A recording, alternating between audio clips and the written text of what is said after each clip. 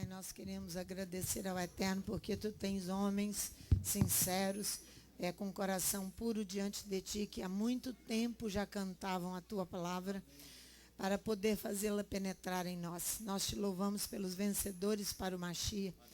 Nós Te agradecemos pela vida de cada um deles, ó Pai, pela riqueza que eles têm de cantar a Tua palavra. Venha abençoar os Teus filhos onde eles estiverem, a cada um deles, a todo o grupo. É o que nós Te pedimos nesta hora, em nome de Yeshua, porque eles nos deixam também um legado, eles nos apoiam, porque nós fazemos o mesmo cantando a Tua palavra. Portanto, ó Pai, nos abençoe, para que a Tua palavra também penetre em cada um de nós de forma grandiosa, penetre naqueles que estão conosco pela internet, para que possamos, ó Pai, encerrar este Shabat, adentrarmos a Avidalá, entregando este dia santo diante da Tua presença com regozijo em nossos corações, porque nós procuramos vivê-lo para Te agradar. Portanto, abençoe a cada um de nós que aqui estamos e abençoe aqueles que estão distantes de nós, que nós tanto amamos, que são os nossos irmãos. Cada um deles, ó Pai, seja misericordioso para conosco. É o que nós Te pedimos em nome de Yeshua, o nosso Messias. Amém, Pai. Esse grupo, Vencedores para o Mashiach, eles cantam há muitos anos toda a palavra.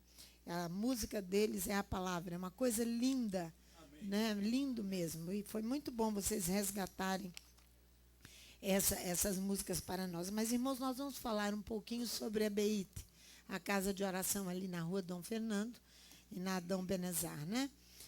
Nós estamos muito alegres. Essa semana nós conseguimos bater o concreto do piso. Então, você hoje chegando lá, você já pode andar dentro o local onde nós vamos nos reunir. E graças ao Eterno, tem dado sol bonito, estamos podendo trabalhar. Amanhã estaremos iluminando o subsolo do deck, onde nós temos que guardar muitas coisas nossas ali. Então, Samuel estará trabalhando para colocar a iluminação nos muros. Nos muros é à direita, né, da Dom Fernando. À esquerda, entrando pela Dom Benezar. E o deck também, para que Zé Carlos entre já com a pintura, para que no tardar semana que vem nós estejamos com o deck pronto, porque ali vai guardar todo o material dos levitas, toda a cozinha da Ritona, né, até a cozinha da congregação, que da Ritona, coitada. Então, para que nós possamos começar a nossa mudança. Nós já iniciaremos a mudança, provavelmente, até dia 20 já estamos começando a mudar algumas coisas, já removendo placa daqui, porque tem que ir fazendo lentamente, senão fica muito difícil, né? Muito pesado. Mas nós estamos muito felizes. Ontem foi um dia trabalhamos muito, muito, muito, mas também podemos ver o resultado do trabalho ali, da casa já não tem mais mau cheiro, não tem mais coisa quebrada, não tem perigo de desabar na cabeça de ninguém. Então, a Leni que esteve ali e que fez todas as fotos da casa bem feia, hoje já... você esteve lá? Tirou mais fotos? Você viu que diferença, Leni? Coisa linda, né? Graças ao Eterno, Ele tem nos dado força e capacitação para podermos trabalhar, né? Que Ele nos abençoe e abençoe a cada um de vocês que têm sido participantes de todo o trabalho. Nós estamos com todas as janelas já prontas, só esperando chegar as dobradiças. Agora já começamos a remover aquelas para que na próxima semana, sem ser essa outra, o telhado já começa a ser colocado, provavelmente. Estamos com tudo assim organizado para não perdermos tempo, né? Então, que o Eterno abençoe a cada um de nós que tem participado, que tem colaborado com tudo ali, e com certeza teremos um lugar bem agradável, maior que esse aqui, e segundo a vontade do Eterno para estarmos reunidos, né? Temos certeza que ali, por enquanto, a dificuldade com os pequenos, com as crianças, tem que manter uma vigilância acirrada por causa das escadas e até nós conseguimos remover todos os perigos, mas será bom, porque nós estaremos em obediência ao Eterno, cumprindo aquilo que Ele está mandando para nós, né? A nossa paraxá de hoje é boa, vai, né? Então, vai. deixe Roma, deixe o Egito com todas as suas práticas e obedece, porque é uma ordem divina que não tem como voltar atrás. Não há volta, não há como voltar, né? Apesar do Eterno conhecer os nossos corações e saber das nossas fraquezas, né? Mas deixar o Egito é uma ordem divina, não foi que nós vimos hoje pela manhã? E o anúncio da chegada dos gafanhotos ali vão obrigar Faraó a ceder, porém ele vai fazer de modo incompleta. Quer ver? Olha, no capítulo 10 de Êxodo. O anúncio dos gafanhotos, são gafanhotos que são profetizados no livro do Apocalipse, são profetizados no livro de Joel. Então ele fala muito de um período apocalíptico e do final dos tempos. Mas Faraó vai ceder, mas vai ceder numa rendição transigente de Faraó. Olha para você ver, do versículo 8 ao versículo 10. Então Moisés e Arão foram levados outra vez a Faraó, e ele lhes disse: ide servir ao Eterno vosso Elohim. E quais são os que hão de ir? Ele pergunta. Respondeu-lhe Moisés: havemos de ir com os nossos jovens, com os nossos velhos, com os nossos filhos, com as nossas filhas, com os nossos rebanhos, com o nosso gado, porque temos de celebrar a festa ao Eterno. Disse-lhe Faraó: seja o Eterno convosco, se eu vos deixar ir com as crianças. Vede como tendes más intenções. Não será assim. Agora ide vós, os homens, e servi ao Eterno, pois isso é o que pedistes. E os expulsaram da presença de Faraó. Você vê que é uma rendição transigente. O que é isso? Ele conclui o acordo com uma concessão. Ele não cede completamente para Adonai. Não há diferença nenhuma dessa transigência, esse ceder, aparente ceder, cede em parte. Nossa, não há diferença de Faraó. Nenhuma diferença. Faraó era homem como qualquer um de nós somos. Então, quando nós cedemos para Elohim, nós cedemos em parte. Não cedemos completamente. Por que nós não cedemos completamente? Porque nós não vigiamos. Porque nós não conhecemos que horas são. Que horas são? Que momento é esse? Que momento nobre é esse? É por isso que nós não cedemos completamente. Senão nós cederíamos, faríamos como esse canto que nós tivemos agora. Do Salmo 131, farei sossegar a minha alma. Qual criança desmamada para com sua mãe. Espero a Israel no Eterno, desde agora e para sempre. Fez calar e sossegar a alma, porque é a alma que grita.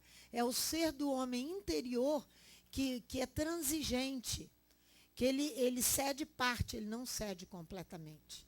Isso é o homem natural, é você e eu. Vigiar, como o Faraó não vigiar, é a exigência, que não vigiou, é a exigência que o Espírito de Deus está fazendo para esta congregação, para cada um de nós no final dos tempos. É isso. O vigiar é guardar, preservar, observar para proteger. Se você observa o mandamento, você protege você, a sua família e outros ainda. Então, vigiar para guardar, para proteger, para observar, né? Então, você vê que vigiar, um sentinela, um vigilante de coisas materiais, como se vigia lá a Beito, fisicamente lá está o Hélio, vigiando lá.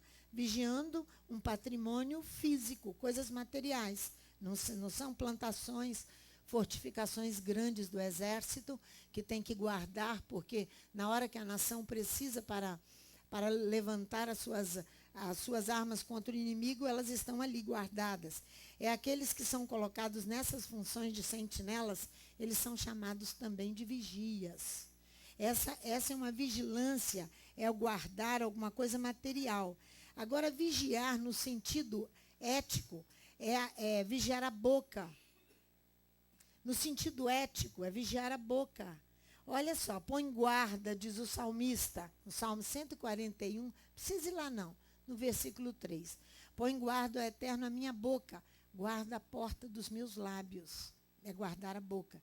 Vigiar a boca é tão necessário que o Salmo 32 diz que não sejais como o cavalo e a mula, que precisam de freios para que eles obedeçam, para que eles voltem ao seu dono. senão eles não obedecem. Então, ele precisa de cabresto e freio. Ele é obrigado. O seu dono lhe põe um cabresto e aí ele vigia. Ele obedece. Ele volta ao seu dono. Então, vigiar a boca é muito importante. Por quê? Porque pela boca nós seremos julgados, dizia Yeshua. Vamos lá. Em Lucas, no capítulo 19. Pela nossa boca nós seremos julgados. Lucas, capítulo 19. Por isso que há uma necessidade da vigilância da boca. Porque a vigilância ética é a vigilância da boca e a vigilância do coração, que o Léo falou hoje pela manhã. Que sai comandando a bênção da tribo de Levi. Vigiar a boca, vigiar o coração. Olha no capítulo 19, quando Yeshua, a partir do versículo 10, ele vem falando sobre quer ver, ó? Ouvindo eles estas coisas, Yeshua, versículo 11, contou uma parábola. Porque estava perto de Jerusalém e pensavam que o reino de Elohim havia de manifestar-se imediatamente. Disse ele, certo homem nobre partiu para uma terra remota, a fim de tomar para si um reino e depois voltar. Quem é esse homem? O Machia. Chamando 10 servos seus, deu-lhes 10 minas e disse-lhes, negociai até que eu volte. Mas os seus concidadãos o odiavam e mandaram após eles embaixadores, dizendo, não queremos que este reine sobre nós. Voltando ele, depois de ter tomado o reino, disse que lhe chamassem aqueles servos a quem tinha dado dinheiro, para saber o que cada um tinha ganhado negociando. Veio o primeiro e disse, Senhor, a tua mina rendeu 10 minas. Respondeu-lhe, bem está, servo bom, porque no mínimo foste fiel, sobre 10 cidades terás autoridade. Veio o segundo e disse, Senhor, a tua mina rendeu 5 minas. A este disse também, sê tu sobre 5 cidades. Veio o outro dizendo, Senhor, aqui está a tua mina, que guardei num lenço. Tive medo de ti, que és homem rigoroso, que tiras o que não depositaste e cega o que não semeastes. Porém ele lhe respondeu, mau servo, pela tua boca eu te julgarei. Sabias que eu sou um homem rigoroso, que tomo o que não depositei e cego o que não semeei? Por que não pusesse o meu dinheiro no banco, para que eu vindo recebesse com juros? Então disse aos que o assistiam, tirai-lhe a mina, dai-lhe ao que tem as 10. Eles responderam, Senhor, ele já tem 10 minas, e eu vos digo que a qualquer que tiver se lhe é dado, mas ao que não tiver, até o que tem lhe será tirado. Quanto àqueles meus inimigos, que não quiseram que eu reinasse sobre eles, trazei-os aqui, matai-o diante de mim. Por isso que nós temos que vigiar. Você viu o último servo aqui? Ele é julgado pela boca. Ele conhecia todas as coisas, ele sabia muito bem, até aquilo que ele acha que ele tem, lhe será tirado, que acha que tem. Então, nós estamos diante de um Elohim rigoroso, misericordioso e imenso, cheio de graça, mas muita graça. Graça escondida na Torá é o que mais tem, que os rabinos chamam de graça escondida, mas altamente rigoroso.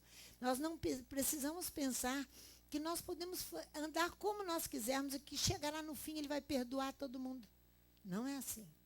É assim que o mundo pensa. É assim que o mundo acha. Não.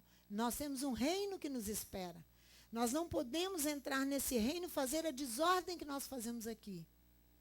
Hoje, com a terra, que o profeta Isaías diz que ela cambaleia como ébrio, por causa dos nossos pecados, que a terra cambaleia como ébrio, não é? Por causa dos nossos pecados. Então, a outra questão ética é vigiar o coração, não é? Vigiar o coração. Olha no Salmo 34, é o que o Léo estava falando hoje pela manhã. Vigiar o coração.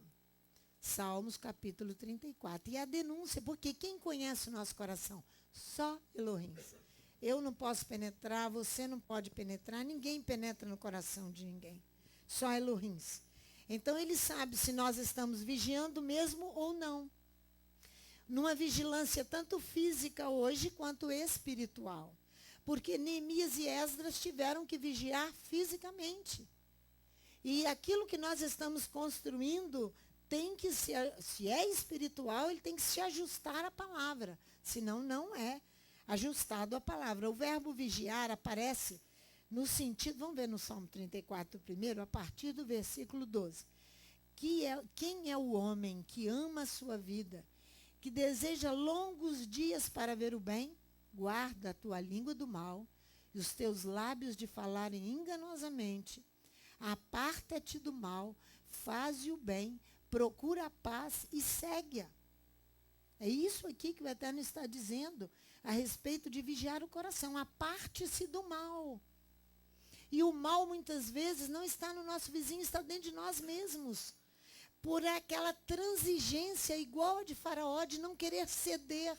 Quando ele diz, retorna, vai por inteiro, se entrega por inteiro. Aí eu retenho. Então, o verbo vigiar aparece no sentido de ficar à espreita. Ficar de emboscada por si mesmo e pelo outro. Para ajudar o outro. Ficar de emboscada, vigiando espiritualmente por você e pelo outro. Porque a sentinela, ela é colocada sobre o muro. Na polícia, você vê bem onde ela se coloca sobre. Nos presídios, você vê o sentinela está sobre todos o sentinela está. Ele é responsável por informar a liderança da nação ou da organização local acerca do perigo que se aproxima. É essa a função do sentinela. Quer ver? Vai comigo lá em 2 Reis. 2 Reis, por isso que o profeta, ele é um sentinela, ele está vigiando. Ele sabe anunciar ao povo o que vai acontecer. O que anda por aí, porque senão você vai ser apanhado por Elohim ou pelo inimigo. Capítulo 9 de 2 Reis. Olha do versículo 17 ao 22, para você ver aqui. A destruição que Jeú vai fazer à casa de Acabe. Mas olha só como Jeú age. Quando o atalaia, que é o sentinela, o vigia, que estava na torre de Jezreel, viu a tropa de Jeú que vinha, disse, vejo uma tropa, anunciou o sentinela. Eu estou em 2 Reis 9, 17. Acharam? Vejo uma tropa. Então disse Jorão, toma um cavaleiro, envia-o ao seu encontro e pergunte a Jeú, a paz? O cavaleiro foi-lhe ao encontro e disse, assim diz o rei, a paz? Respondeu Jeú, que tens tu com a paz? Passa para trás de mim, a quem o enviado, e o atalaia anunciou, chegou a eles o mensageiro, porém não volta. Jeú segurou o mensageiro. Então enviou o rei outro cavaleiro. Chegando este a eles, disse, assim diz o rei, a paz? Respondeu Jeú, que tens com a paz? Passa para trás de mim. O atalaia anunciou também, o atalaia está na torre, o sentinela está lá, o rei está enviando mensageiros, e Jeú está segurando os mensageiros. O atalaia vai fazer a leitura. O atalaia anunciou também, este chegou a eles, porém não volta. O guiar do carro de guerra se parece com o de Jeú, filho de Ninsi, pois guia como um louco. Jeú era um general que o profeta Elias havia recebido. Quando o profeta Elias estava lá naquela depressão que ele ficou depois da destruição dos 800 profetas, 400 de Baal, 400 de Aserá, ele entra numa depressão porque Jezabel começa a persegui-lo. Então, para ele sair daquela depressão, ele recebeu uma nova tarefa. Por isso que ficar deprimido não vem do Eterno. Não tem nada a ver com o Eterno, não tem nada a ver, é uma questão espiritual. Levanta e vai fazer aquilo que Elohim está te mandando. Elias levantou. E ele tinha uma escola de profetas. Ele tomou um dos profetas dele, que ele não podia aparecer, que sua cabeça estava para ser cortada, do profeta Elias. Aí, Eliseu, desculpe-me. Profeta Eliseu. Não é Elias, gente. Elias. Então, o profeta Elias manda um dos da escola de profeta. Vai lá e unge Jeú. Jeú estava numa reunião da comitiva de Israel, do exército. Ele chega, derrama óleo sobre ele e cai fora. Então Jeú foi ungido rei para cumprir essa tarefa aqui. E ele parecia um descontrolado Jeú. Ele foi ungido só para cumprir essa tarefa de destruir a casa de Acabe e de Jezabel. Aí ele ordenou Jorão, aparelhe o carro. E aparelharam seu carro. Saiu Jorão, rei de Israel, e Acasias, rei de Judá, cada um em seu carro, e foram ao encontro de Jeú, e o acharam no campo de Nabote, o jezreelita. Vendo Jorão a Jeú, perguntou: a paz, Jeú? Respondeu-lhe: que paz? Enquanto as prostituições da tua mãe Jezabel e as suas feitiçarias são tantas. A paz com Elohim? Aonde que é a paz? Enquanto nós estamos envolvidos com os ídolos, a paz? Voltou Jorão e fugiu, clamando a Acasias, a traição a Acasias. Então Jeú entesou o seu arco com toda a força, feriu a Jorão entre as espadas. A flecha lhe saiu pelo coração e ele caiu no seu carro. E Jeú continuou então fazendo a sua tarefa. Quando o mensageiro, o atalaia anuncia, o mensageiro ficou, porque não é coisa muito boa para o rei. Os mensageiros não estão voltando. O inimigo, que era Jeú naquele momento, inimigo da casa de Acabe e de Jezabel, segura o mensageiro. Quem dá o aviso? O atalaia. É o atalaia. Agora vai comigo em 2 Samuel, no capítulo 18. Olha para você ver outra história do sentinela, do atalaia, daquele que vigia. Segundo Samuel, no capítulo 18, do versículo 24 ao 33. Do versículo 24 ao 33. Davi estava sentado entre as duas portas, e a sentinela, o vigia, subiu ao terraço da porta junto ao muro, e ele, levantando os olhos, viu um homem que corria só. O sentinela viu um homem no campo, correndo só. Gritou a sentinela, o vigia, e disse ao rei. O rei respondeu: se vem só, deve trazer boas notícias. E o mensageiro aproximava-se cada vez mais.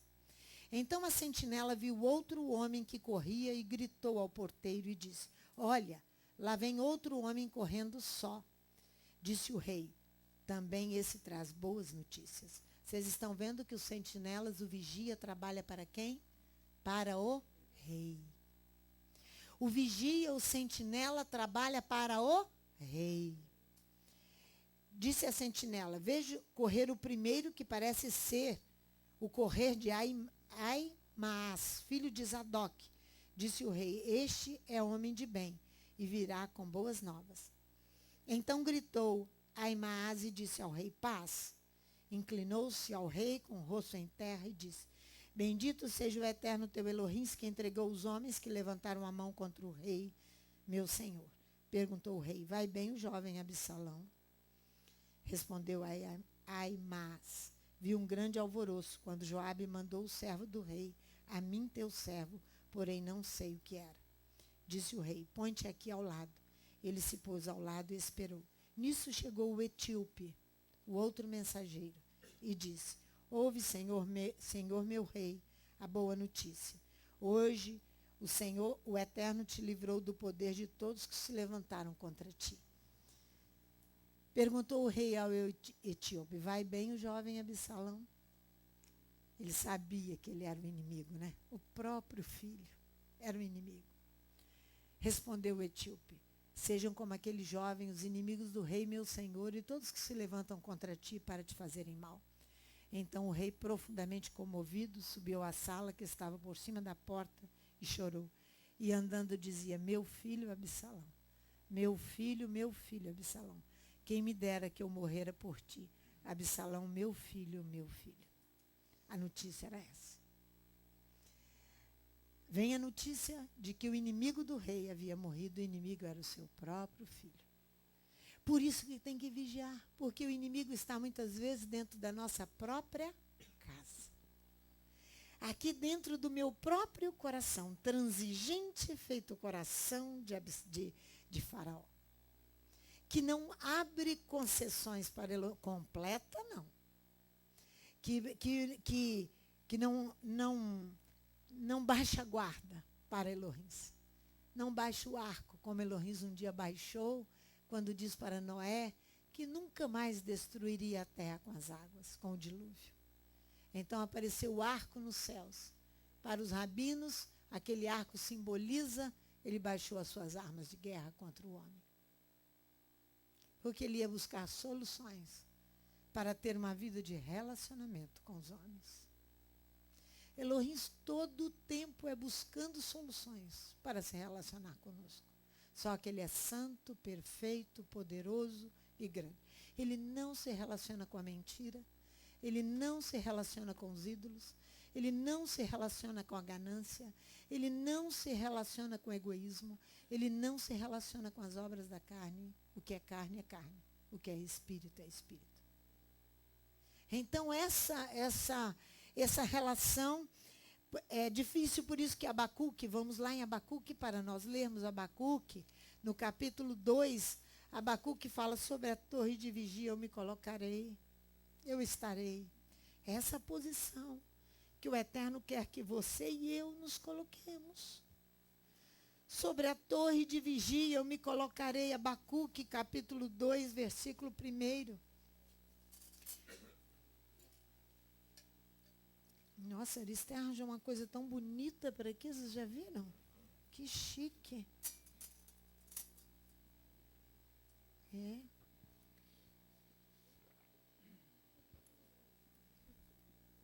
Sobre a torre de vigia, sobre a minha torre de vigia estarei.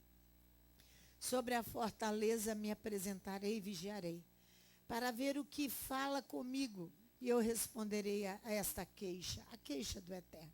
Então o Eterno me respondeu, escreve a visão, torna bem legível sobre tábuas, para que aquele que a ler corra com ela. Porque a visão ainda é para tempo determinado, até o fim falará e não mentirá.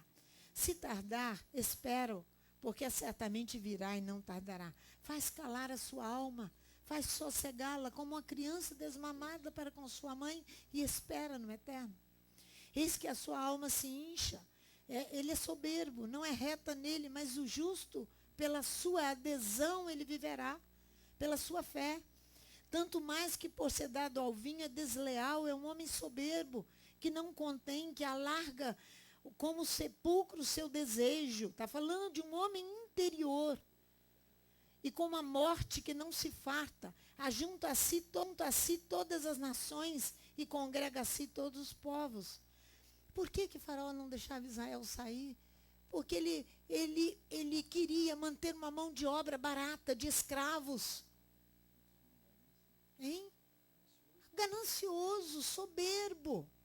Olha aqui o que o homem que está na torre de vigia viu. Olha aí, ó. Não levantarão todos esses contra ele um provérbio, um dito zombador? Dirão, ai daquele que multiplica o que não é seu, que vive do trabalho alheio, e daquele que carrega a si mesmo de penhores. Não se levantarão de repente os teus credores? Não despertarão os que te farão tremer? Então lhe servirás tu de despojo, visto que despojastes a muitas nações. Assim fez Roma. Roma, quando marcha, grande, antes de Yeshua nascer, marchando com seus exércitos, e já havia tomado grande parte da Europa. Aí marcha com seus exércitos e toma a Judéia e toma grande parte do Oriente. Para que tanto? Para que isso? Olha aqui, ó. Visto que despojasse as muitas nações, os demais povos te despojarão a ti por causa do sangue dos homens que derramastes, da violência contra a terra, contra a cidade e contra todos que nele habitam. Era isso que o profeta que estava na torre de vigia estava vendo. O homem na torre de vigia, ai daquele que ajunta em sua casa bens mal adquiridos, para pôr o seu ninho no alto, a fim de livrar das garras do mal. Vergonha maquinastes para a tua casa, destruindo tu a muitos povos, pecastes contra a tua alma. Ele peca contra ele mesmo, porque ele é transigente com Elohim. Ele não faz concessão. Ele faz alguma coisa por parte. Eu só deixei os homens para que celebrem a Elohim. Fica comigo as crianças e as mulheres. Moisés disse, não, nós vamos todos. Vão as crianças, vão os homens, vão as mulheres, vai o gado para nós podermos sacrificar a Elohim. Porque a pedra clamará da parede, a trave lhe responderá do madeiramento. Ai daquele que edifica a cidade com sangue e a fundamento com iniquidade. Não foi o Eterno dos Exércitos que determinou que os povos trabalhem para o fogo e as nações se fatiguem em vão? Pois a terra se encherá do conhecimento da glória do Eterno, como as águas cobrem o mar. Porque a minha palavra não passará, diz o Eterno. Ai daquele que dá de beber ao seu companheiro, que lhe chega o seu odre, e o embebeda para ver a sua nudez. Serás farto de ignomínia em lugar de honra. Bebe tu também, e sê como um incircunciso. O cálice da mão direita do Eterno se voltará sobre ti, e a ignomínia cairá sobre a tua glória. A violência cometida contra o Líbano te cobrirá, e a destruição das feras te assombrará, por causa do sangue dos homens, da violência contra a terra, contra a cidade, contra todos os seus moradores. E ele vem falando. Ai daquele, olha o versículo 19, que diz ao pau, ao ídolo, acorda, ou a pedra muda, desperta. Pode isso ensinar? Está coberto de ouro e de prata, no seu interior não há espírito algum, é o ídolo. Mas o Eterno está no seu santo templo. Cale-se diante dele toda a terra.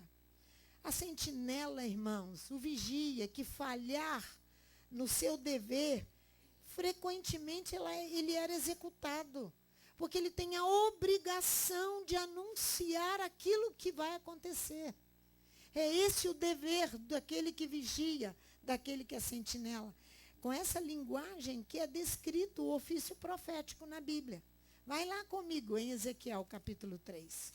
É com essa linguagem que o profeta, que o sentinela, o vigia, que não vigiar, há de morrer. Por isso, que tem que vigiar o coração, para que o coração não se desvie. Por isso que é o Tomins primeiro, que está ali na bênção de Moisés. Por isso ali. Porque está falando de um coração reto, do levita e do sacerdote, não é? Olha Ezequiel 3, para você ver como é a linguagem profética. Que se o vigia, o sentinela falhar, ele vai ser executado. Olha aqui. Versículo 17 do capítulo 3. Filho do homem, eu te dei por atalaia sobre a casa de Israel, de vigia. Tu, da minha boca, ouvirás a palavra e os avisarás da minha parte. Quando eu disser ao ímpio, certamente morrerás, não avisando tu, não falando para avisar o ímpio acerca do seu caminho ímpio, para salvar a sua vida, aquele ímpio morrerá na sua maldade, mas o seu sangue da mão do vigia, do sentinela, eu vou requerer. Mas se avisares o ímpio e ele não retornar da sua impiedade, não se arrepender da sua impiedade, do seu caminho ímpio, ele morrerá na sua maldade. Mas tu salvastes a tua alma. Então essa é a linguagem profética. Se o sentinela ou vigia não vigiar, ele vai ser executado pelo rei. No capítulo 33 fala a mesma coisa. Se você for lá, não precisa ir lá não. Se o profeta deixar de anunciar a advertência divina, ele será responsável pela vida de todos. Ele será responsável pela vida de todos. Imagina que quando eu dizia para vocês assim, cuidado, nós estamos no sal. Lembra? Falei. E eu nunca escondi de vocês nada. Nós aqui nunca escondemos nada. Nada de vocês. Então, estamos no sal. Por que nós estamos no sal? Porque somos responsáveis. Porque temos recebido muito do Eterno e temos obrigação de anunciar. Obrigação de anunciar. Somos responsáveis pela vida de todos, se não anunciarmos. Mas se fielmente proclamarmos a mensagem, Estamos livres de qualquer responsabilidade. Não importando qual seja a reação do povo. Olha só, vou repetir, não importando qual seja a reação. Porque a reação não vai ser boa. Não é fácil uma pessoa deixar uma vida de pecado, uma vida de transigência com Elohim, de embate contínuo com Elohim. E vai, bate e volta, e vai, bate e volta, e ele mudar de uma hora para outra. Só um milagre. Só um milagre. Elohim é fiel em enviar sentinelas, em enviar vigias. Mas muitos se tornarão cegos da sua própria missão. Vou repetir. Elohim é fiel em enviar vigias e sentinelas. Ele é o rei. O vigia trabalha para ele. Ele é fiel em enviar. Nós estamos aqui como vigias e sentinelas.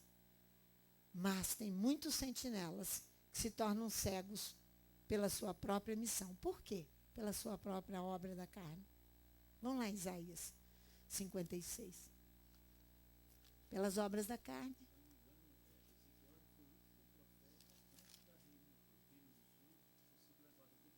É isso. Isso aí. É uma responsabilidade. É por isso que eu prefiro dizer que está no sal, tudo salgado. Porque não é bom.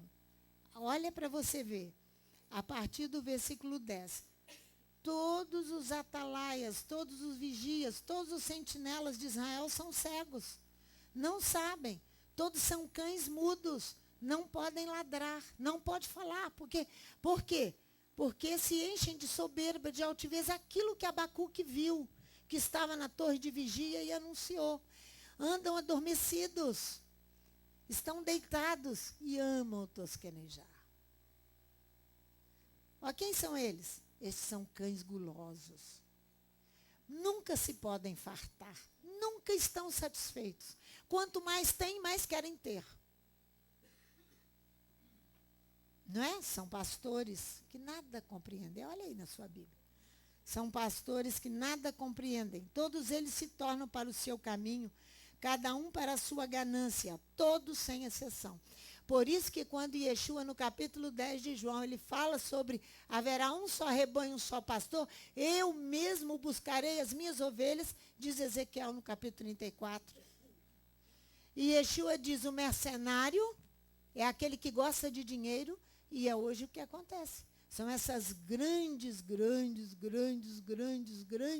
igrejas. Igrejas mesmo, eclesias no grego. São grandes. Mas todo mundo cheio do dinheiro. E querem ser apóstolos. Eu não chamo ninguém de apóstolo. Eu não chamo. Para ser apóstolo, ele tem alguns quesitos na Bíblia. Tem que transferir o Espírito Santo. Não, ele tem que transferir o Espírito Santo. Para os outros, vai lá em Atos. Precisa ir lá não, que precisa ser. Eu não chamo de apóstolo. Então, e tem alguma paz com Elohim isso? A paz, não a paz, não a paz, não a paz. Não a paz. Não a, com Elohim de Israel, não. A paz falsa com eles mesmos e com o rebanho cego que anda debaixo das mãos deles. E com o rebanho cego que anda debaixo das mãos deles. Porque anda porque quer andar, porque não quer obedecer. Por isso. Porque solução tem. Se você começar a orar e a clamar, Elohim vai corrigi-los. E vai livrar o rebanho das mãos. Por isso que Yeshua fala, ele é mercenário. Se ele ver vir o lobo, ele corre e larga as ovelhas. Ele não vai cuidar das ovelhas.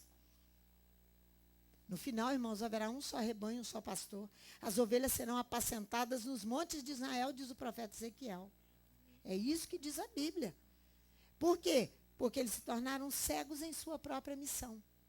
Eles se confundiram com dinheiro, se embolaram com dinheiro e passaram a ser gananciosos e acabou. Acabou. Se tornaram gananciosos. A ganância não tem espaço para ninguém ser líder em lugar nenhum se ele é ganancioso. Líder de ovelha, não. De ovelha, não. Ovelha não dá dinheiro a ninguém. Ovelha dá trabalho, ela é trabalhosa, trabalhosa e trabalhosa. Tem problema todo dia, toda hora, todo dia, toda hora. O pastor não tem tempo, às vezes, nem para descansar. Não é? Ovelha é assim. Agora, boi dá dinheiro. Até o berro dele, só perde o berro do boi. Mas não tem boi aqui, é ovelha. Não é verdade? É ovelha. Então, vocês corram destas coisas, porque vocês podem ficar livres delas. Se você vigiar como Abacuque vigiou, o Eterno vai te falar. Se você se colocar vigilante como um sentinela, você vai saber direito. Por quê? Eu estou te dando um exemplo aqui. Ó. Eles se tornaram cegos em sua própria missão. Ó. Foram chamados para ser vigias e sentinelas, para trabalharem para o rei, para vigiar. Outros já nascem cegos. Vamos lá, em João capítulo 9. Outros já nascem cegos. Eu sei. João capítulo 9 diz assim, interessante essa parábola de João capítulo 9. Olha só que período interessante de Yeshua com essa parábola. Quando Yeshua ia passando, viu um homem cego de nascença, nasceu cego.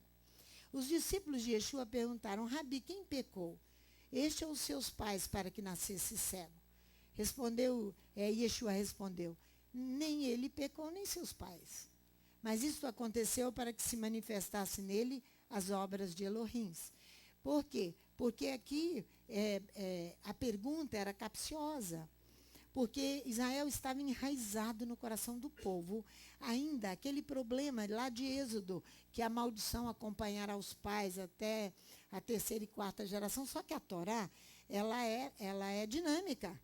Então, você já vai ver na Anunciana em Deuteronômio que cada um será responsável pelo seu próprio pecado. Depois, Ezequiel vem no capítulo 18 inteiro. E ele fala, este provérbio não mais acontecerá em Israel. Mas essa questão estava tão enraizada que Yeshua não quis entrar nela. Ele vai buscar algo mais elevado para ensinar. Aí ele diz, nem ele pecou, nem seus pais. Mas isso aconteceu para que se manifestasse nele as obras de Elohim. Devemos fazer as obras daquele que me enviou enquanto é dia. A noite vem enquanto ninguém pode trabalhar. Enquanto estou no mundo, sou a luz do mundo. Tendo dito isso, cuspiu na terra. Fez lodo com a saliva, aplicou aos olhos do cego e disse, vai, lava-te no tanque de Siloé. Que significa tanque de Siloé? O quê? O enviado. Aquele que ele enviou para ser vigia e sentinela. Só que o sentinela está cego. Ele é um cego de nascença, como Faraó. Então você vai ver que o problema aqui se situa na cegueira num nível mais elevado. O que significa? Despertar o amor, que é imposto aos homens. Despertar o amor aos homens para facilitar a relação de Elohim com o seu povo. Os rabis dizem que é preciso distinguir entre o sofrimento de uma cegueira e a consequência de uma falta. Por que você está sofrendo? Por causa de uma falta? Ou em consequência aquele sofrimento foi produzido por quê? Por causa de uma falta, ou se o sofrimento é produzido para despertar o amor. A exegese de Romanos capítulo 9, versículo 17, que está na nossa paraxá, é exatamente isso. Quando lá no capítulo 9 de Êxodo, que Faraó ali, Deus endureceu, como é que está lá em Êxodo 9? Êxodo 9, versículo que é? De Êxodo 9. Porque Faraó sofreu aquilo ali para despertar nele o amor e não despertou o amor. Não despertou. 9, versículo 16. Mas deveras, para isto te mantive, para te mostrar o meu poder, para que o meu nome seja anunciado em toda a terra, para facilitar o amor. Para despertar o amor nos outros corações, por isso Faraó sofreu. Ele não sofreu, não? Nós estamos aqui na Paraxabu, vai na 8ª praga. Ele ainda está. Agora, acabou-se toda a esperança de Faraó ser despertado. Ele era um cego de nascença. Ele era cego de nascença. Cego de nascença. E não vai despertar o amor. Não vai ver, nunca vai enxergar. Por isso que lá em Romanos, no capítulo 9, diz exatamente aqui, ó, quer ver? Romanos capítulo 9, da nossa paraxá. Romanos 9, no versículo 17, olha aí para você ver. Porque diz a Escritura a Faraó, para isto mesmo te levantei, para te mostrar o meu poder. Ele sofreu com todas aquelas 7 pragas, que depois vem o resto, que ele não cede. Trouxe sofrimento à sua nação, ao seu povo, ao seu país, para despertar neles o amor. Quantas vezes a pessoa com câncer é despertada? Para ser fiel, para aprender a vigiar, para ser um sentinela. Ela recebe uma dor grande, intensa. E aí, lembra de Ezequias, você falou hoje de manhã. Ele foi despertado, chorou amargamente. E foi despertado nele o amor. Depois ele ainda faz bobagem, porque o coração dele não era reto. Não é? Então, para que o meu nome seja anunciado em toda a terra.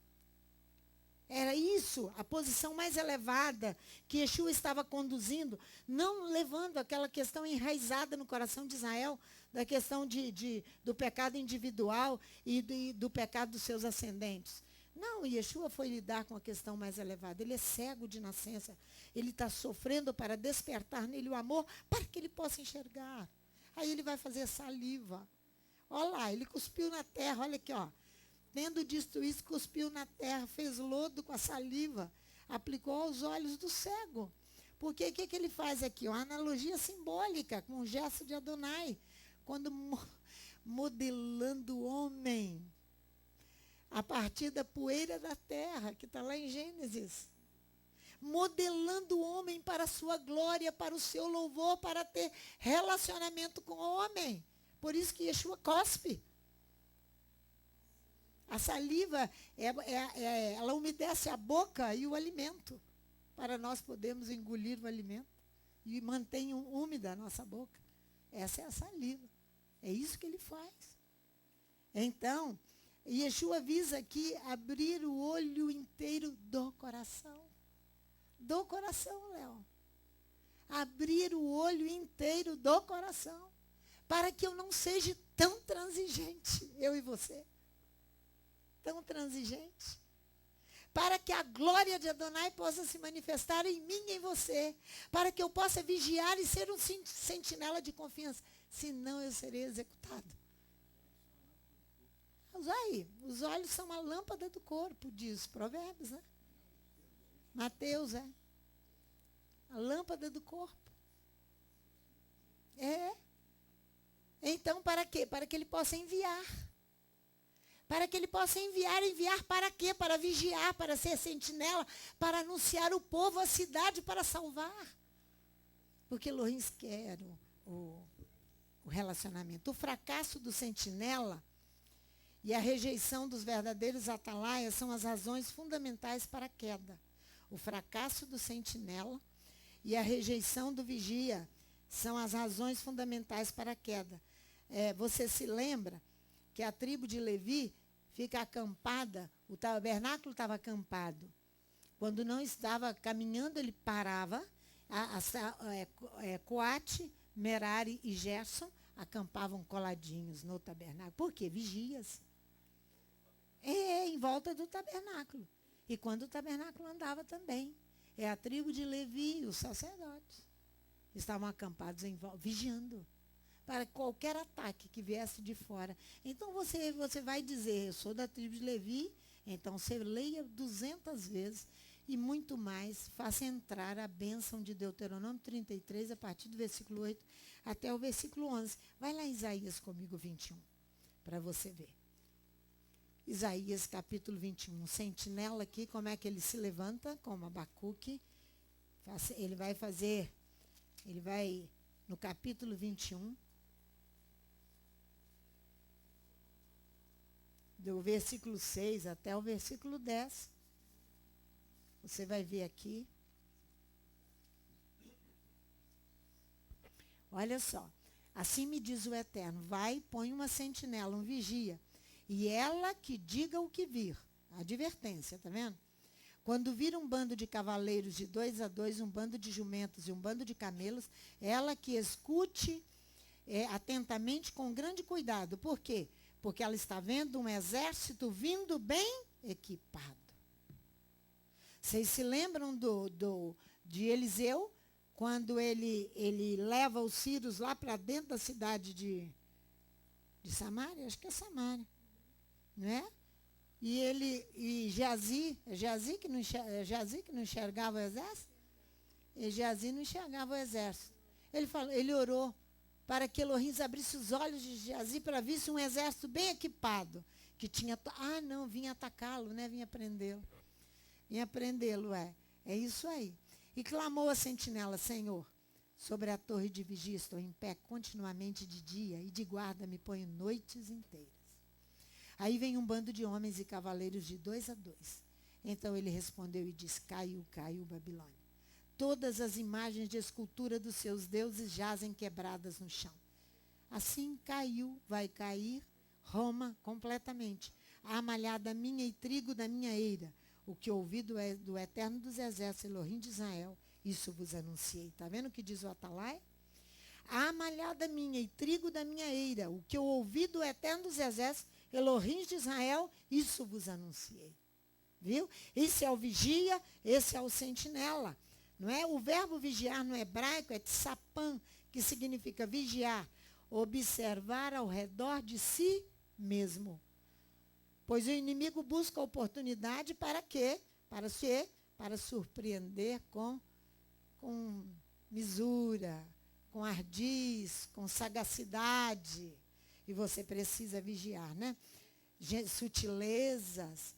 O verbo vigiar transmite a ideia de ter plena consciência de uma situação. Presta atenção nisso, eu vou repetir.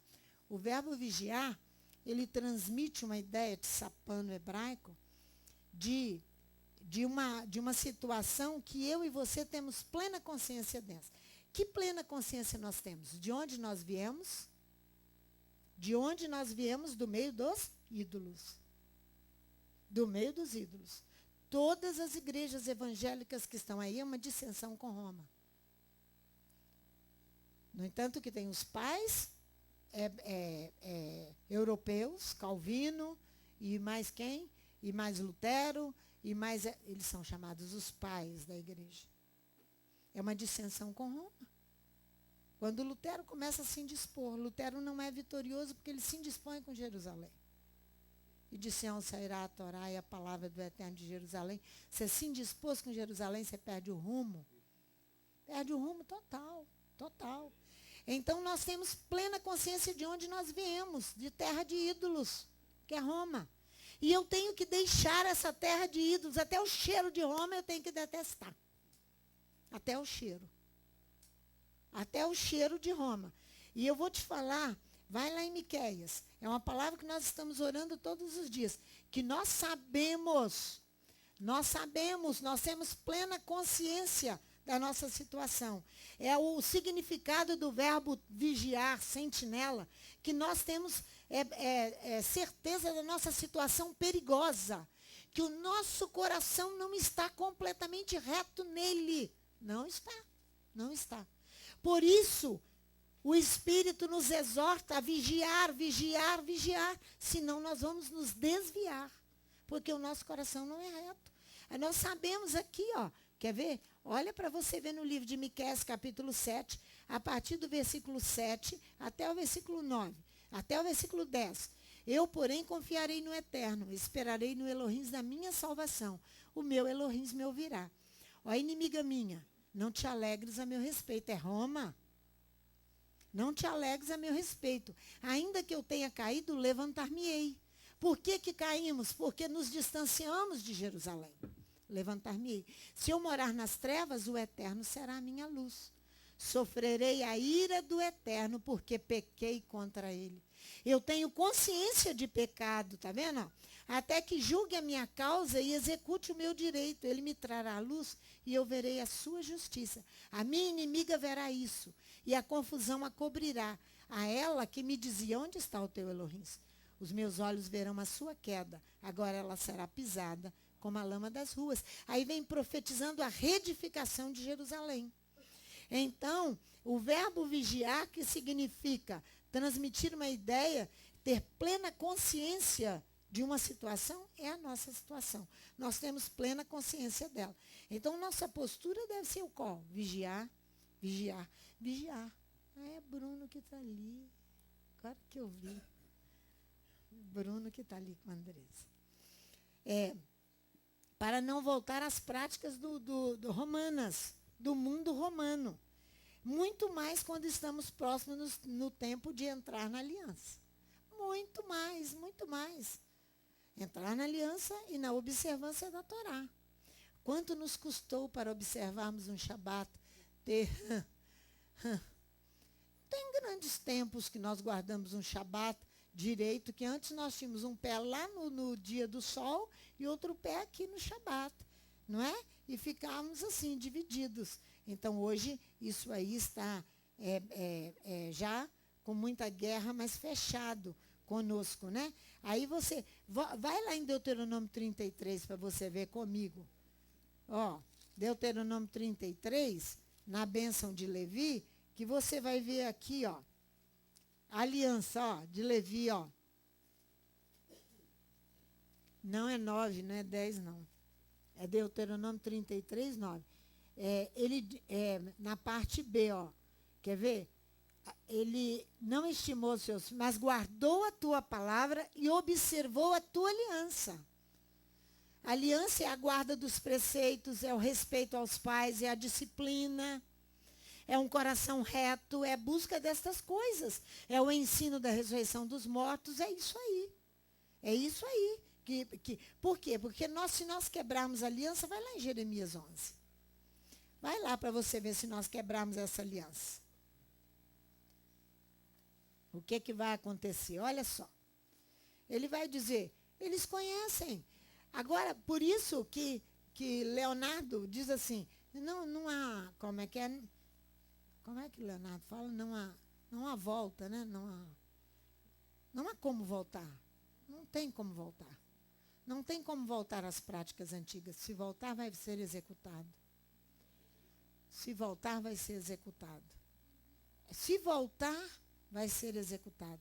Palavra que veio a Jeremias da parte do Eterno. Ouve as palavras desta aliança e fala aos homens de Judá, aos habitantes de Jerusalém, e diz-lhes, assim diz o Eterno Elohim de Israel, maldito o homem que não obedecer às palavras desta aliança, que ordenei aos vossos pais no dia em que os tirei da terra do Egito, da fornalha de ferro, dizendo, dai ouvidos à minha voz, e fazei conforme tudo que vos mando, e vós sereis por povo, e eu vos serei por Elohim. Então confirmarei o juramento que fiz a vossos pais, de dar-lhes uma terra que emanasse leite e mel, como se vê neste dia. E eu respondi, amém, ó Eterno. Disse-me o Eterno, apregoa todas essas palavras nas cidades de Judá, nas ruas de Jerusalém, ouvi as palavras desta aliança e cumpri-as. Desde o dia em que tirei do Egito, os vossos pais, até hoje, eu os tenho advertido constantemente, dai ouvidos à minha voz. Mas não ouviram, nem inclinaram os ouvidos. Antes andaram, cada um conforme o propósito do seu coração maligno. Está vendo? Um coração que não é reto. Ele é transigente, ele faz concessões, ele não se entrega completamente. Então, ele diz, mandei que sobre eles, pelo que trouxe sobre eles todas as palavras desta aliança, ao qual lhes mandei que cumprisse, mas não cumpriram. Então disse-me o Eterno, não, uma conspiração se achou entre os homens de Judá, entre os habitantes de Jerusalém. Tornaram as maldades dos seus primeiros pais, que recusaram ouvir as minhas palavras. Andaram após deuses estranhos para os servir. A casa de Israel e a casa de Judá, as duas casas, quebraram a minha aliança que fiz com seus pais. Portanto, assim diz o Eterno, trarei mal sobre eles, do qual não poderão escapar. Embora clamem a mim, eu não os ouvirei. Irão à cidade de Judá, os habitantes de Jerusalém, clamarão aos deuses a quem queimaram incenso. Mas eles de nenhuma sorte os livrarão no tempo do seu mal. Segundo o número das tuas cidades são os teus deuses, ó Judá. Segundo o número das ruas de Jerusalém, levantaste altares. Há vergonha, altares para queimardes incenso a Baal. Portanto, não ores por este povo, nem levante por eles clamor nem oração, porque não os ouvirei no tempo em que clamarem a mim, por causa do seu mal. Não há mais oração, você não mudava mais o quadro de Faraó. Porque a sua cegueira, ele ia morrer cego. E por todo o sofrimento que veio sobre ele e sobre o Egito, não deu resultado. Eu acredito que sim, porque muitos egípcios seguiram Israel. Um populacho, diz a Bíblia. Não é? Muitos seguiram. Tudo isso requer fiel observância, irmãos, da nossa parte. Porém, o Espírito Santo tem satirizado de nós. Domingo passado, eu me peguei, acordei, murmurando uma melodia, qual eu não tenho costume de cantar. Só pode ser uma sátira do Espírito Santo. Você sabe o que é uma sátira? É ridicularizar alguém. Os gregos são muito assim, nobres na sátira, para fazerem sátira. Eles fazem sátira com a música, eles fazem a sátira com o teatro, brasileiros também. Mas isso tem uma raiz na Grécia, uma raiz grega. Você escarnece, você expõe ao ridículo. Você vê isso na televisão todo dia. Porque o teatro, a música, a televisão, o entretenimento, todos esses meios artísticos trabalham muito com a sátira. E elas são geralmente maledicentes.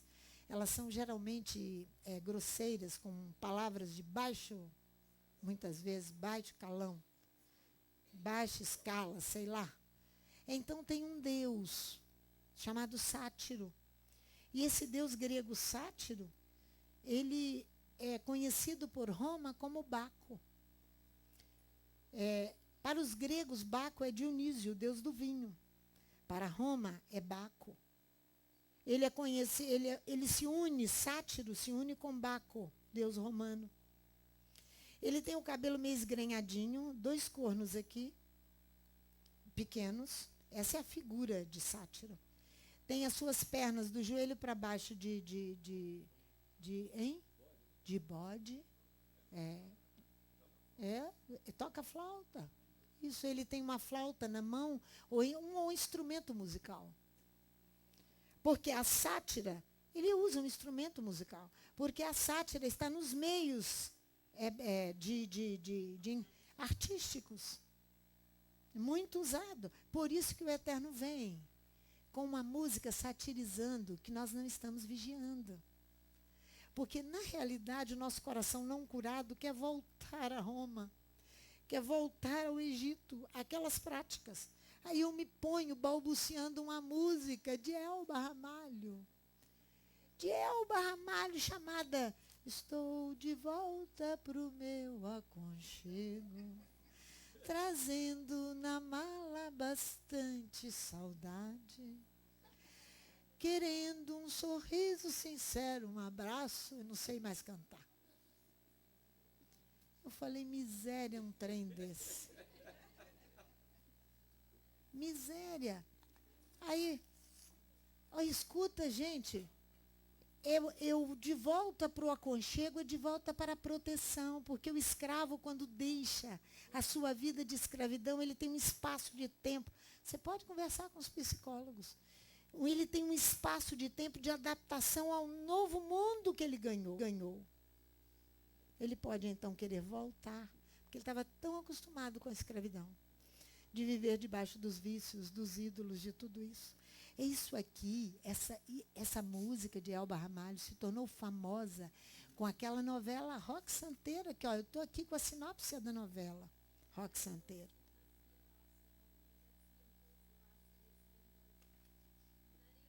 Andarão dois, é isso que eu até não está falando, andarão dois juntos se não pensam da mesma maneira? Como nós andaríamos com Adonai se nós não pensamos igual a ele?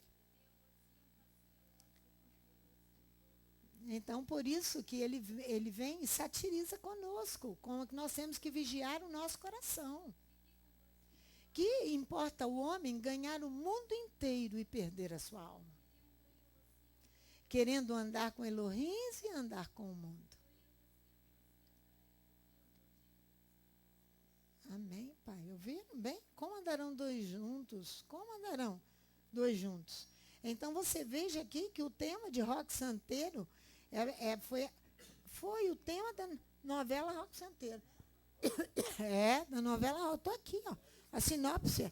Porque nessa hora o Rogério vai lá primeiro, estuda tudo, depois me entrega. Então, ele volta à sua cidade natal, Roque Santeiro. Quem assistiu aí sabe. Então, ele disseram que ele morreu, ele não morre não, Roberto, ele vai voltar à sua cidade outra vez. E aí, Regina Duarte, José Wilkes, esse povo todo trabalhando nisso aqui. Então, essa novela tornou-se famosa por conta disso aqui, ó. E aqui, Elba Ramalho, deixa eu ler a letra da música, eu não sei cantar não. Roberto falou, pastor, você vai começar a cantar? Eu falei, vou, pelo menos que eu sei. Trazendo na mala bastante saudade, querendo um sorriso sincero. Um abraço para aliviar meu cansaço. De toda essa minha vontade, que bom poder estar contigo de novo, com o ídolo. Ai, meu Deus, roçando o teu corpo e beijando você, o ídolo. É o amante. Para mim, tu és a estrela mais linda. Seus olhos me prendem, fascinam, a paz que eu gosto de ter. Lembra de Jeú? A paz? Não, passa aqui o enviado. Não há paz. Eu digo para vocês que não há paz com Elohim. Não há paz. Eu, como vigia, digo, não há paz. Não há paz. Aqui, ó, a paz que eu gosto de ter. É duro ficar sem você. Vez em quando, parece que falta um pedaço de mim. Pensa só. Me alegro na hora de regressar. Parece que eu vou mergulhar numa felicidade sem fim. Pensa. Isso aqui é a sátira do Espírito Santo para nós. Que o nosso coração não está íntegro assim, porque nós não estamos vigiando. Por isso que eu falei que o Léo foi lá e tocou no ponto central da questão da tribo de Levi. Nosso coração não está assim bom, não. Não está, irmãos. Eu digo para vocês que não está. Porque, irmãos, vigiar, o verbo vigiar tem uma ambivalência no verbo.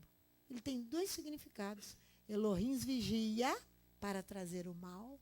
Vamos lá em Daniel, capítulo 4. Elohim vigia para trazer o mal.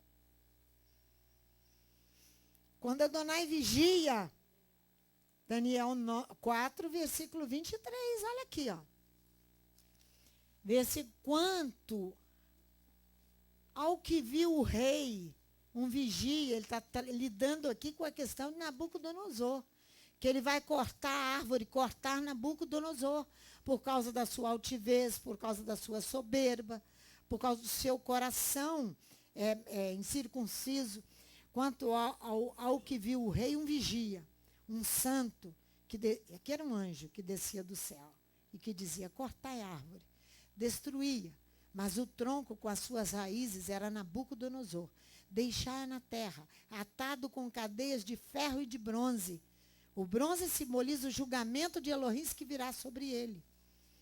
E na erva do campo seja molhado do orvalho do céu, e a sua porção seja com os animais do campo, até que passem sobre ele 7 tempos. Lembra do 7? Lembra do 7 de manhã? Até que passe 7 tempos, para que chegue a perfeição para ele. Olha Daniel 9. Elohim vigia para trazer o mal. Olha aqui. Olha que Daniel 9 fala no versículo 14, na oração que nós fizemos sábado passado, quando nós dissemos que nós iríamos deixar completamente a mulher estrangeira, que é Roma, completamente. E aquele que não deixasse, seus bens seriam confiscados e eles seriam considerados fora da congregação, da comunidade daqueles que retornam. Lembram disso? Olha aqui o versículo 14. Por isso o Eterno vigiou sobre o mal e o trouxe sobre nós. Viu como que nós sabemos onde está o pecado? Porque justo é o Eterno, nosso Elohim. em todas as obras que faz. Contudo, não obedecemos a sua voz. Isso é Daniel quando estava orando para que eles retornassem, deixassem a Babilônia e viessem reconstruir Jerusalém. E quando você e eu devemos vigiar o nosso coração. Por isso que eu falei que a palavra é ambivalente. O verbo é ambivalente. A questão de Elohim vigia e você e eu que temos que ser vigia. Você e eu. Olha Mateus 24, para nós encerrarmos. Mateus 24. Olha do versículo 36 ao 44. Depois os levitas vão cantar conosco aquela música. Portanto, vigiai, porque não sabeis. É a ordem do rei vigiar. Porém, a respeito daquele dia e hora, ninguém sabe. Nem os anjos do céu, nem o Filho, mas unicamente o Pai. Como foi nos dias de Noé, assim será também a vinda do Filho do Homem. Pois assim como nos dias anteriores ao dilúvio, comiam, bebiam, casavam, davam-se em casamento, até o dia em que Noé entrou na arca, e não o perceberam, até que veio o dilúvio e os levou a todos. Assim também a vinda do Filho do Homem. Então, estando dois no campo, será levado um e deixado o outro. Estando duas moendo no moinho, será levada uma e deixada a outra. Portanto, vigiai, porque não sabeis a que hora que há de vir o nosso Adoni, o Messias. Mas considerai isto, se o pai de família soubesse a que hora viria o ladrão, vigiaria. E não deixaria que a sua casa fosse arrombada. Por isso estáis vós também apercebidos, porque o Filho do Homem há de vir, a hora em que não penseis. Olha no capítulo 26, do versículo 36 ao 46. Por isso que o Espírito está falando, e acabaram de cantar um cântico, subiram para o Monte das Oliveiras. Por que subiram? Para vigiar. Aqui está a questão terrível que os apóstolos não compreendiam que horas são. Que horas são? Eles não eram sentinelas nem vigilantes, não sabiam ser ainda. Olha aí.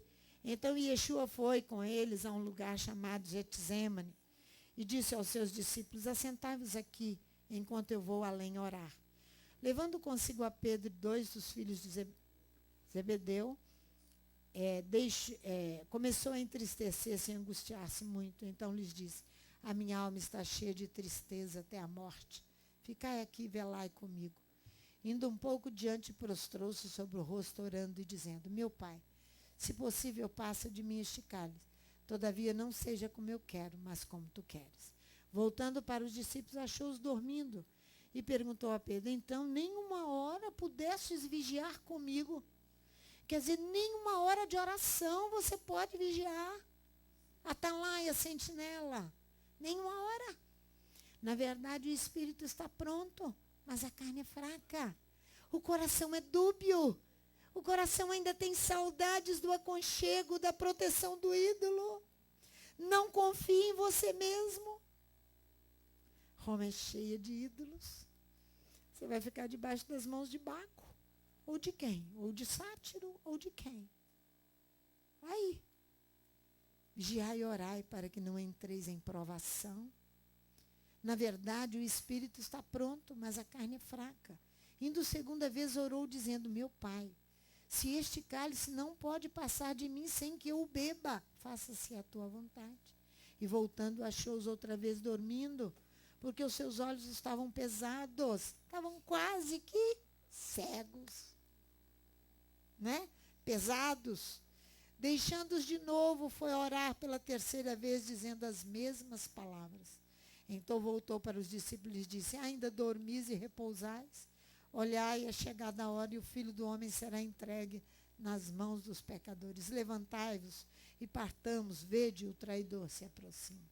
Eles não sabiam que horas são, eles não sabiam vigiar, eles não sabiam ser. Pedro vai aprender a vigiar, João vai aprender a vigiar, o colégio apostólico vai aprender a vigiar, vai aprender a ser sentinela.